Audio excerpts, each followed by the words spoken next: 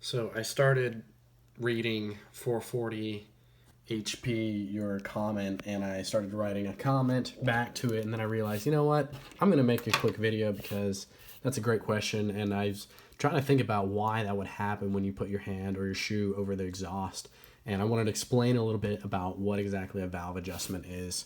So here's what happens, all right? And specifically on the 2006 and 2007 R6s, they are notoriously terrible at having valve adjustment issues. Now, the direct reason for that is the valves themselves are made out of a subpar material that tend to wear and stretch easier. And I'll explain why that causes the bike to start, acting funny, to start dying, to start, doing all this stuff, especially when it's cold, specifically when it's cold. I'll explain all of that. So you have your valves. Let's say this is your intake, so your air is coming in. This is a dual overhead cam bike, so you have two valves per cylinder. I'm just showing one, but air coming in, you have your chamber, your spark plug in here, and this is where the combustion and your piston, whatnot, going up and down.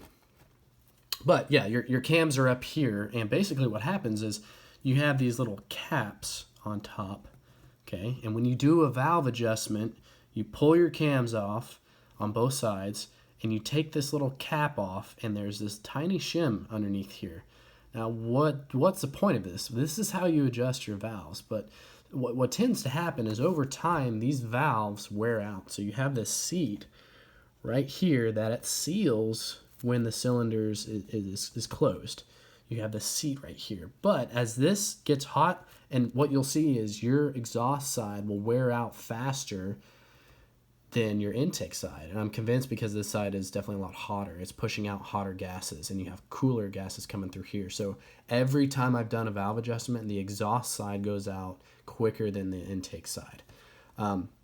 So you have this seal to where when your valve spring pushes your valve back up to seal, this eventually, right in this area, if we zoom this up, you have this seal that as it begins to wear, you have this tiny little gap that it seals less and less and less and less until eventually there's a small enough gap to where a gas can actually escape through here.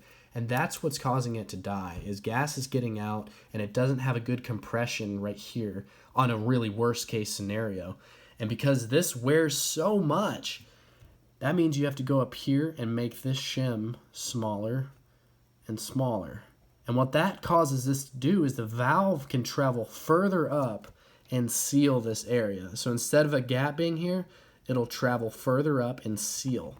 That is the purpose of a valve adjustment, and that's why people have idle issues, especially in the R6, when the valves need to be adjusted.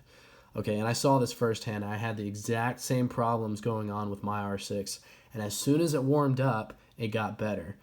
But I still ran it for a while to the point where even once it was warm, it started to die. And what happens is when you don't experience this problem when the bike is hot, is this seal right here, this seat of the valve, is warming up and metal expands when it warms up, and it tends to seal better once the bike is hot. I also believe that the ECU changes the air fueling on the bike a little bit once it reaches 160 degrees, and that also helps with it. But anyway, so 100%, dude, this is your issue. And I think that odd thing that you're experiencing when you put your foot over your exhaust is that no matter what exhaust you have, that means you're kind of pushing off. You're gonna have, what happens when your exhaust is coming out is your valve on your exhaust side opens and your piston pushes the exhaust gases out. So you can put your foot over this, your hand over this, exhaust gases are still going to be forced out eventually. But when you have your hand over this, what you're doing is basically simulating a little bit better seal around this to where you're blocking this off. And when it really needs to, the exhaust gases will push its way out. But when you block this off, kind of like what you're doing with your shoe, it sort of simulates there's a little bit better seal around your valve on your exhaust side. And that's probably why it's not dying, which is a really interesting thing. I actually never tried that. But man, I don't care. A lot of people say, okay, if you put on an aftermarket exhaust, it makes you need valve adjustments more or screws up how your R6 will run. That's bullshit. I swear that is bullshit. You can put any exhaust you can. I will say this. The longer, freer flowing exhaust, specifically longer. Let's say you have a short, you have a cutout right here, you know, here's the rear tire, and normally your muffler like goes up here. Let's say you have a short exhaust that ends right here instead. You will have less scavenging effect, and your bike will not run as you will get less horsepower. And the reason is basically fluid dynamics is on an exhaust in a car. The freer flowing and longer that exhaust has to travel, the exhaust gases kind of work with each other and just flow better and make the bike a little bit faster. They're kind of helping themselves push it out further, and the longer tube they have, there's more scavenging effect that helps it flow better. So you see a lot of people cut off their exhaust right here. I swear, don't do that. You will lose horsepower. I've felt it. I've heard people. I've seen dynos of this. So it's good to have a long, you know, good sized distance to your muffler. Now, on the stock R6, they have that big old muffler box down here, which definitely limits flow. I wouldn't advise cutting that off and shortening your exhaust. I would advise cutting this off and keeping your exhaust the same length it is, because more scavenging helps with the bike flowing better. But you can cut off the cat, you could put on whatever exhaust you want, and that still shouldn't make your bike idle like crap. I don't think if you have a straight pipe exhaust that your valves are going to wear earlier. I just think the 06, 07 R6s have a good amount of valve issues. Anyway, I hope that explains your problem, and 100%, dude, you need a valve adjustment. Definitely get that done as soon as you can. If you don't feel comfortable doing it yourself, get a shop to do it. It's extremely important that you not mess up the timing and that you're mechanically inclined to do this job. I really took my time, and it was a little over my head at the time that I did it, but I just really took my time. There's service manuals you can download online. You probably could do it if you wanted to, if you had the time, if you had the tools.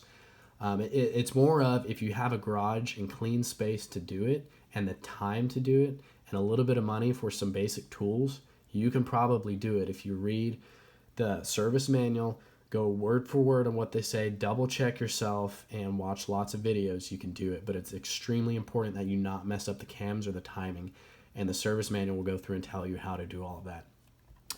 Anyway, I hope this video helps. I hope that explains what happens when you need a valve adjustment and what's actually going on and what causes it. A lot of bikes, like on Suzuki's and Hondas, for whatever reason, like I've seen a Honda, a CBR 600 with 40,000 miles, and we pulled off the camshafts, and the valves were a little bit out of spec, but they really weren't that bad, and the bike was still running. Like, it would idle fine. For whatever reason, the 06, 07 R6s are very picky, the way they're tuned, the way the valves, what material they're made out of. For whatever reason, they're really shitty about that. The 08 R6, I personally own a 2008 R6 that I bought after my 06 R6. Sorry, I have a cold. And that's way better. The 08s, that's why I switched, is because I was literally having to do a valve adjustment on my 2006 R6 every 6,000 miles. It was awful. I was getting to the point where I thought, eventually I'm going to run out of these sizes of shims to replace, and I'm going to be bottomed out on my valves, and either the valve is going to break because there's so little material, or I'm going to have to replace the valves. So anyway, let me know if you have any other questions. I hope this explained. Your camshaft is going up through, your cam chain goes up through here and spins both of these cams. When these cams turn, they push down on this little plate and force your valve up and down at different increments of time as your combustion chamber does what it does. Hope that explains everything.